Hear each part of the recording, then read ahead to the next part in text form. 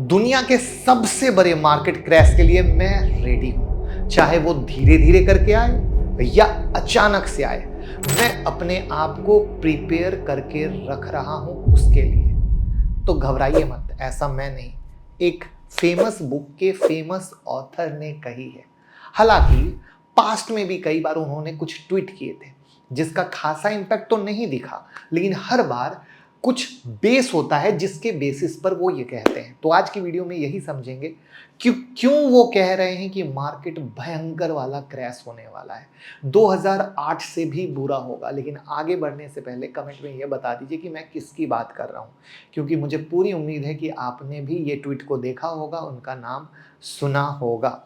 But उससे भी पहले ज़्यादा ज़रूरी बात, ये वीडियो बनाने का मकसद था, पूरा सोशल मीडिया ब्लॉग भरा पड़ा था, लोग डरे हुए थे, इंस्टाग्राम पे मैसेज आ रहा था, सर मार्केट क्रैश होने वाला है क्या, होने वाला है क्या। अब ये कौन लोग हैं? ये वो लोग हैं जो मार्केट में 3 महीने 6 महीने 9 महीने में आए, उन्होंने ना देखा है, ना समझा है, ना जाना है, और वो हेडलाइन पढ़ने में मास्टर होते हैं, रीड बिटवीन द लाइन में नहीं होते। और वहां पर मीडिया इसको इस तरीके से हाईलाइट करती है कि वो बेचारे हेडलाइन पढ़कर ही परेशान हो जाते हैं, और अंत में जो स्पेशली छोटे ट्रेडर या इन्वेस्टर हैं वो नहीं कमा पाते, और ऐसी न्यूज में बड़े वाले तो कमा के निकल ही लेते हैं। तो हमारी कोशिश है न्यूज को भी बताना, आपके डर को भी खत्म करना, और रीड बिटवीन द लाइन पे सबसे ज्यादा फोकस करना। राइट है। हम बात कर रहे हैं रिच डैड पुअर डैड के ऑथर रॉबर्ट कियोसाकी की, जिन्होंने एक ट्वीट किया और मार्केट के बिगेस्ट क्रैश के बारे में बोला, और वो है ये ट्वीट। अब यहां का मतलब क्या है? तो यहां से उन्होंने कहा कि भैया ऐसा होने वाला है कि मार्केट में मैं रेडी हूं क्रैश के लिए। अब इस फॉल के रीजन को देखें तो उन्होंने 3 कारण बताए। पहला, यूएस की वाइस प्रेसिडेंट कमला हैरिस का। अब इनका क्या रिलेशन है मार्केट से? तो इनकी थ्योरी के हिसाब से अभी के प्रेसिडेंशियल रैली में इनका नाम बड़ा जोर से चल रहा था। कुछ ऐसे इकोनॉमिक पॉलिसी को ये इंट्रोड्यूस करने की बात कर रही थी जिससे इकोनॉमी के साथ साथ मार्केट पे एक पॉजिटिव इम्पैक्ट आया काफ़ी। अब ये पॉलिसीज आएंगी या नहीं आएंगी ये तो वक्त बताएगा, बट रॉबर्ट को ये लगता है कि मार्केट में जो रैली बनी हुई है वो इसी वजह से है जो ये कह रही हैं, और फिर क्रैश होगा। वहीं दूसरे रीजन को देखें तो ट्रेजरी के सेक्रेटरी को लेकर कहा उन्होंने कि अब सेक्रेटरी कैसे रिलेटेड है मार्केट से। तो ये वो पर्सन होता है या होती है जो क्वाइन और करेंसी के मैन्युफैक्चरिंग को देखते हैं, और रिसेंट में यूएस में जो डेट और इंटरेस्ट की बात हो रही है वो थोड़ी दिक्कत वाली है। तो ये है दूसरी थियरी और रीजन। तीसरा, पॉवेल साहब जो फेड के चेयरमैन हैं, हम सब जानते हैं फेड रेट को मार्केट कितना सीरियसली रिएक्ट करता है, लेकिन लास्ट कई बार से रेट कट की बात तो हुई लेकिन हुआ नहीं।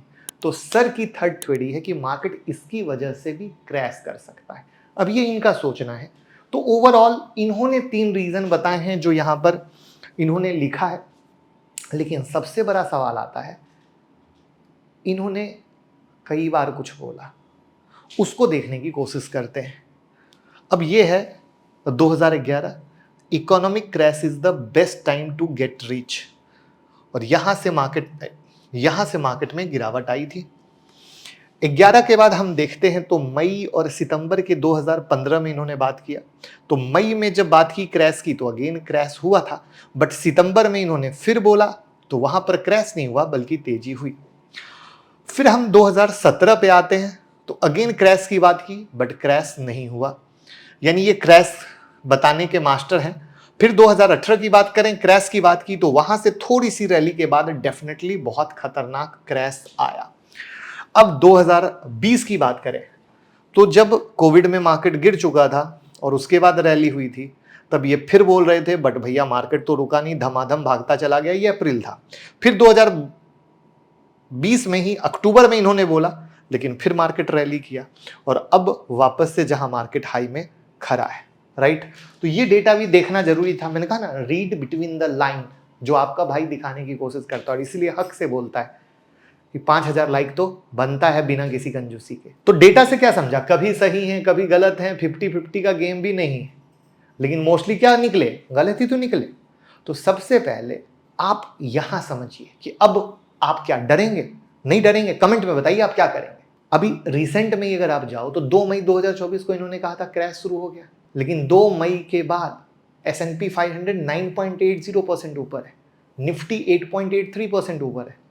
तो ओवरऑल कंक्लूजन देखें तो भैया कहानी ये है कि इनका तुक्का चलता नहीं है, और जो रीज़न बताए हैं डराने वाली कहानी है वो हो सकती है, नहीं हो सकती है, आपको बिल्कुल रिएक्ट नहीं करना चाहिए। आप मार्केट को देखो, मार्केट को फॉलो करो, ये हेडलाइन में मत जाओ, झूठ मूठ में पैनिक में आके आप अपनी पोजीशन को काट दोगे। आप इंडिया पे ग्रोथ पे फोकस करो। देखो ये सही है कि मार्केट ओवर वैल्यू है, ये सही है कि मार्केट गिर नहीं रहा है, लेकिन अगर हम इंडियन मार्केट की बात करें तो हम ग्रोथ पे हैं। इन्फ्लेशन कम हुआ ईयर ऑन ईयर, आगे का आउटलुक अच्छा है, सरकार बहुत मेहनत से काम कर रही है, सरकार कैपेक्स कर रही है।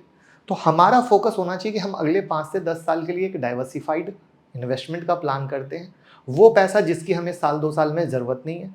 मार्केट अगर गिरेगा भी 10% 15% तो हम एवरेज करने के लिए रेडी हैं, ना कि थोड़ी सी घबराहट गिर गई, जो ऐसे अभी कुछ दिन पहले हुआ, थोड़ा सा गिरा, हाथ पांव लोगों के फूलने लग गए, इधर उधर भागा दौड़ी मचाने लगे, तो वैसे इन्वेस्टमेंट नहीं होती है, उसमें आप टिक ही नहीं पाओगे, कभी नहीं टिक पाओगे। यही वो रीज़न है कि सेबी के डेटा में 10 में 7 लोग एज पर द इक्विटी कमा नहीं पा रहे। तो आपको थॉट प्रोसेस, विचार बदलना पड़ेगा। ऐसे कई कहानियां आती रहेंगी, जैसे वरुण बफेट सर, क्या है वीडियो मैंने बनाई कि कैश पे बैठे लोग, उसमें भी परेशान है। तो दूसरों को मत लीजिए, आप कौन हो, आपकी कैपेसिटी क्या है, आपका तरीका क्या है, इसको सुनिए, समझिए, जानिए, तब आगे बढ़िए।